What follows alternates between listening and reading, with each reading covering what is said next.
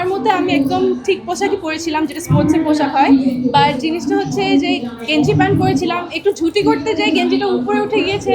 So এটা নিয়ে অনেক মানুষের উতাল পাতাল হয়েছে। এখানে এন্টারটেইনমেন্টের জন্য জিনিস যদি ভাইরাল না হয়, একটু কথা যদি না বলে, মানুষ আলোচনায় না থাকি, তার মানে তো কিছু করলামই না। আমি কিন্তু জাস্ট একটা মডেল না, আমি অভিনয়ও করি, আমি উপস্থাপনাও করি, আমি নতুন করে ডিজেইংও শুরু করেছি, আমি কোরিওগ্রাফিও করছি, সবসময় র্যাম্পে হাঁটি, যে মজাটা পাই, যে অ্যাড্রেনাল রাশটা হয়, সেটা সেম বা তার চেয়েও বেশি বলতে পারেন। আজকে এতগুলো মডেল আমার আন্ডারে 12 জন আছে। সো সবাই বিউটিফুল ট্যালেন্টেড মডেল, তাদেরকে নিয়ে কাজ করছি, খুবই ভালো লাগছে। সব মডেলরা তো আসলে র্যাম্পে হাঁটে, জি। তো এক্সপোর্টে হাঁটার আসলে এক্সপেরিয়েন্সটা কেমন লাগছে?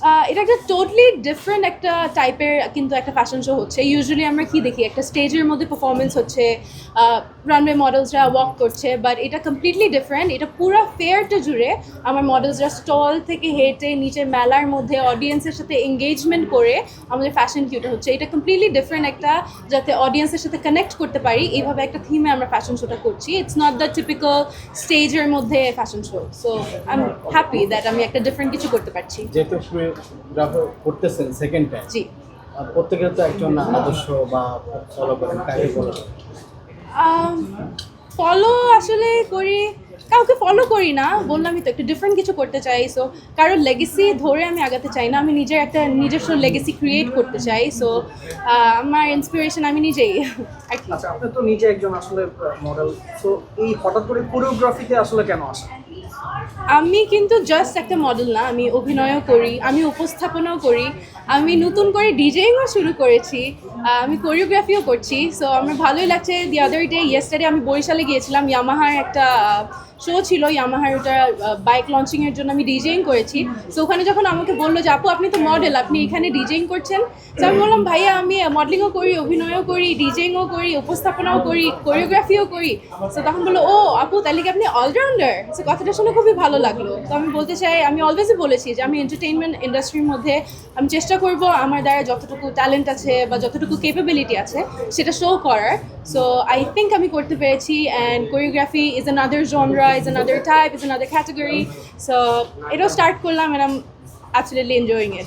By the way আমি একটা গানের জন্য পড়ে আছি। সো আপনি একটা কথা বলেছেন আসলে পোশাক নিয়ে আসলে কথা বলেছিলেন, কি হয়েছে যে আসলে পোশাক কোন পোশাক পরলে মামলা থেকে হয়, তুমি এটা একটু জানতে চাচ্ছি আমরা। অনেস্টলি বলতে গিয়ে পোশাক, সেলিব্রিটি ক্রিকেট লিগ চলেছিল, সো ওখানের মধ্যে আই থিঙ্ক কিছু জিনিস ভাইরাল হয়েছে পোশাক আশাক নিয়ে।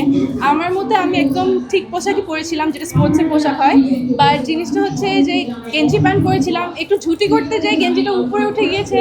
সো এটা নিয়ে অনেক মানুষের উতাল পাতাল হয়েছে, বাট ইটস ওকে, এটা তো হতেই থাকে। আসলে কেমন ভাবে নেন? সমালোচনা তো যেহেতু এন্টারটেইনমেন্ট ইন্ডাস্ট্রিতে এসেছি, একটা শোবিজ ওয়ার্ল্ড, এখানে এন্টারটেইনমেন্টের জন্য জিনিস যদি ভাইরাল না হয়, একটু কথা যদি না বলে, মানুষ আলোচনায় না থাকি, তার মানে তো কিছু করলামই না। সো আলোচনা ইজ নাইস। আপনি তো অনেক আগে মডেল, আপনি আপনার ঠিক আছে পোশাক, কিন্তু অনেকে আসলে নতুন এসে ভাইরাল হওয়ার জন্য অনেকে বলছে যে ওইখানে যে আসলে উল্টাপাল্টা কাপড় রয়েছে, আসলে সেই দোষটাই কি আপনাদের উপরে পড়েছে? অনেস্টলি বলতে গেলে আমি সেটাই মনে করি যে যারা একটু পাবলিসিটির জন্য, একটু ভাইরাল হওয়ার জন্য একটু মেবি বেশি খোলামেলা কথা বা পোশাক পরে, সেটার জন্যই আর কি অনেকজনই নেগেটিভিটি হয়েছে। কারণ আমরা সবাই জানি সেলিব্রিটি ক্রিকেট লিগে কিন্তু অনেক সেলিব্রিটি ছিল, অ্যান্ড আমরা কিন্তু সবাই সভ্যভাবেই পুরা খেলাধুলা করেছি। জাস্ট মেবি একজন দুইজনের জন্য পুরা জিনিসটা একটু নেগেটিভিটি পাবলিসিটি হয়ে গিয়েছে, বাট ইটস ওকে। আমি পার্সোনালি বিলিভ করি না, but everybody says that negative হোক বা পজিটিভ হোক, publicity is a good publicity. So yeah.